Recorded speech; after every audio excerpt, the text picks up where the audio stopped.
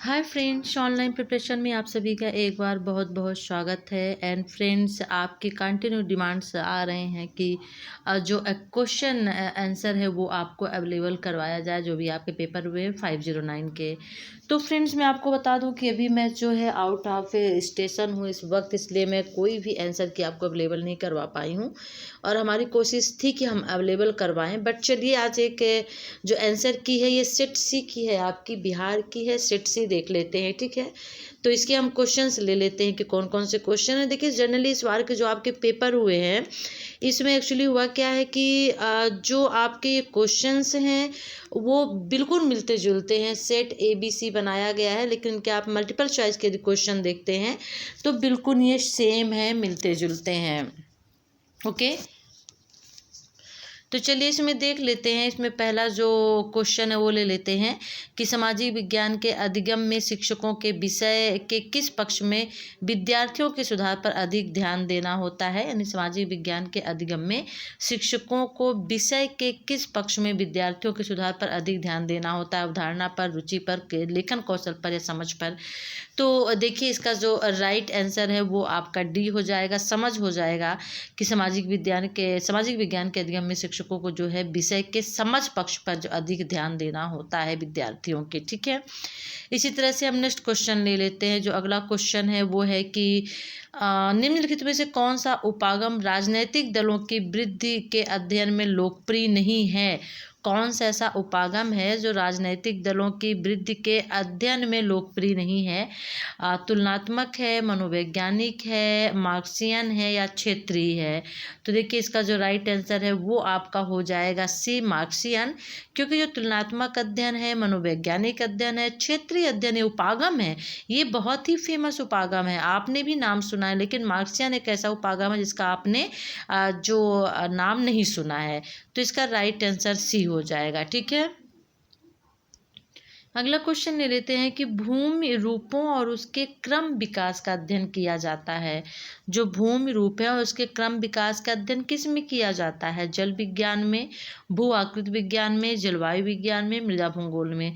देखिए, यहाँ पे भूमि के रूप और उसके क्रम का जो अध्ययन है वो भू आकृति विज्ञान में किया जाता है। मृदा भूगोल है, लेकिन मृदा भूगोल में मिट्टी से संबंधित अध्ययन होता है, लेकिन यहाँ पे भूमि, मिट्टी और भूमि दोनों में डिफरेंस होता है। तो भूमि रूपों और उसके क्रम के अध्ययन की बात चल रही है, तो बी इसका राइट आंसर हो जाएगा।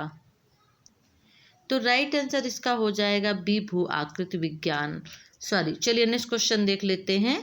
और जो हमारा अगला क्वेश्चन है वो ये है कि डैश का सिद्धांत अनुकूल अधिगम वातावरण का समर्थन करता है। ऐसा कौन सा सिद्धांत है जो अनुकूल अधिगम वातावरण का समर्थन करता है। सार्थक क्रियाकलापों की प्रतिभागिता, सूचना का वेधन, निरंतर पठन या अतीत से अलगाव और नया अधिगम। तो इसका जो राइट आंसर है वो हो जाएगा सूचना का वेधन, यानी ड्रिलिंग जो होता है, इसका सिद्धांत अनुकूल अधिगम वातावरण का समर्थन करता है।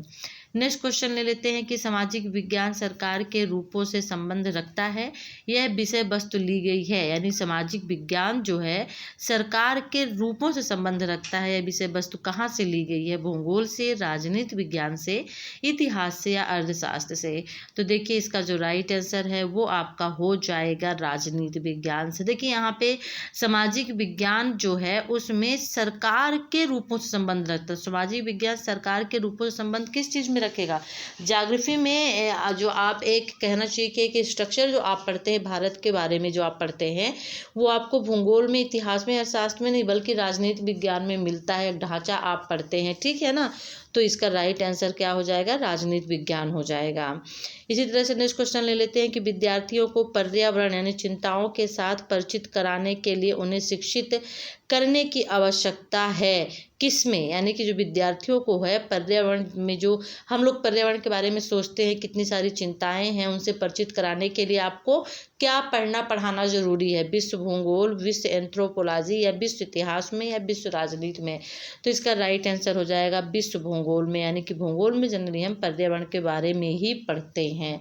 ठीक है, तो राइट आंसर इसका ए हो जाएगा। चलिए नेक्स्ट क्वेश्चन ले लेते हैं। और जो हमारा अगला क्वेश्चन है वो है यदि आप सन 1914 में हड़प्पा की सर्वेक्षण टीम में होते तो आपने किसके निर्देशन में कार्य किया होता? Sir John Marshall, RD. Banerjee, Charles और एस.जी. वेल्स। तो देखिए यहाँ पे एक बात क्लियर कर दूँ, ये क्वेश्चन जो है सेट ए में भी आया हुआ है, पीछे के भी कुछ क्वेश्चन जो सेट ए में आए हुए हैं। तो इसका राइट आंसर ए हो जाएगा, सर जॉन मार्शल। हालांकि यहाँ पे 1914 नहीं 1921 होना चाहिए। सर जॉन मार्शल जो है उन्होंने 1921 में हड़प्पा में एक सर्वेक्षण टीम की थी, लेकिन यहाँ पे 1914 दिया हुआ है, तो सर जॉन मार्शल आप इसका राइट आंसर हो जाएगा। ठीक है, लेकिन ईयर में बता दूँ वो 1921 था। सार्वजनिक रूप से किसको इतिहास के पिता के रूप में जाना जाता है? ये भी क्वेश्चन रिपीट हुआ है और सेट ए में पाया गया है। तो सार्वजनिक रूप से जो इतिहास के पिता है वो किसे जाना जाता है? ड्यूसीडीज को, हेनरी जेनसन को, और घोष को, या हेरोडोटस को? तो देखिए बहुत ही फेमस नाम है, वो जो फेमस नाम है वो हेरोडोटस। आपके जो हेरोडोटस है उनको इतिहास के पिता के रूप में, इतिहास के जनक के रूप में जाना जाता है। ठीक है, अगला क्वेश्चन ले लेते हैं कि एक व्यक्ति समाज को उसके अंगों के सापेक्ष कार्यों के संदर्भ में समझने का प्रयास करता है, जैसे अर्थव्यवस्था, राजनीति विज्ञान, उसके लिए कौन सा उपागम उपयोगी होगा? एक व्यक्ति समाज को उसके अंगों के सापेक्ष कार्यों के संदर्भ में समझने का प्रयास करता है, जैसे अर्थव्यवस्था, राजनीति आदि। ऐतिहासिक, तुलनात्मक, कार्यानुरूप या सांख्यिकी? तो मुझे लगता है यहाँ पे इसका राइट आंसर क्या होगा? तुलनात्मक हो जाएगा।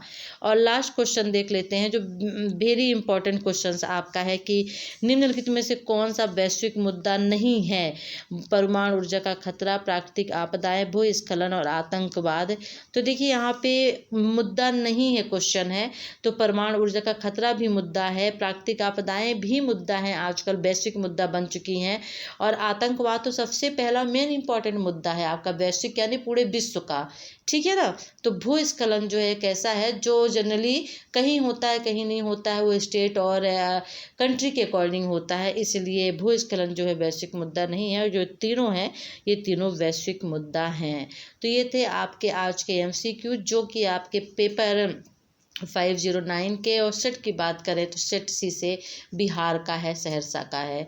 तो वीडियो कैसा लगा ज़रूर बताइएगा। आप लोग के ढेर सारे कमेंट्स आते हैं कि हम छत्तीसगढ़ का, यहाँ का, उत्तराखंड का बताएं, लेकिन मेरे पास जब पेपर अवेलेबल होगा तभी हम उसको बता सकते हैं। तो मुझे आप पेपर अवेलेबल करवा दीजिए। मेरा जो व्हाट्सअप नंबर है आप उसे लिख लीजिए 8279584910। ओके, 8279584910, और इस नंबर पे आप इमेज भेज दीजिए, हम ज़रूर कोशिश करेंगे आंसर बताने की।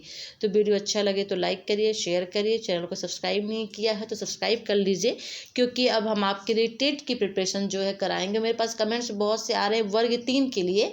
तो देखिए बिल्कुल जो हम टेट की प्रिपरेशन करवा रहे हैं एमपी में वर्ग 3 के लिए प्रिपरेशन करवाएं, तो जो हम टेट की प्रिपरेशन प्राइमरी लेवल की करवाएंगे वही आपके एमपी स्टेट की भी जो एमपी टेट है उसकी भी प्रिपरेशन आपके साथ में हो जाएगी, क्योंकि उसका भी सिलेबस यही होता है।